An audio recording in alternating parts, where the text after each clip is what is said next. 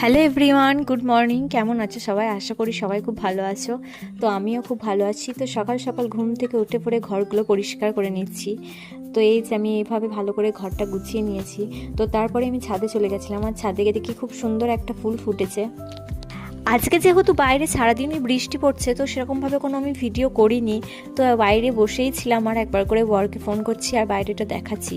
তো ও আমায় বললো যে ও কিছু সারপ্রাইজ দেবে। তো সেই সারপ্রাইজটা কি সেটা আমি তো জেনে গেছি, কারণ আমি তো না শুনে থাকবো না। আমার তো কেমন করছে, আমাকে তো জানতেই হবে। তো শেষমেশ কি সেই সারপ্রাইজ সেটা আমাকে তো বলেই দিল। তো তোমরা এবার গেস করো যে কি হতে পারে, তোমরা কমেন্টে জানাও। তো যাই হোক, আজকে যেহেতু প্রচণ্ড পরিমাণে বৃষ্টি হচ্ছে, তো বাইরে এরকমভাবে রাস্তায় জল জমেছে। আর বাচ্চা থেকে বড়রা সবাই মিলে বাইরে বেরিয়ে পড়েছে মাছ ধরার জন্য। তো এটা খুব একটা আনন্দের ব্যাপার।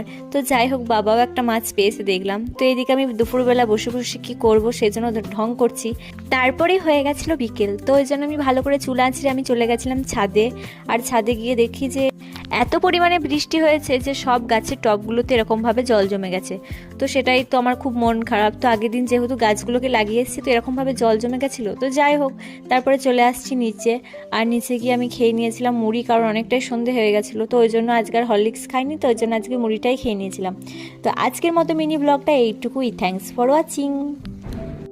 Tata, bye bye.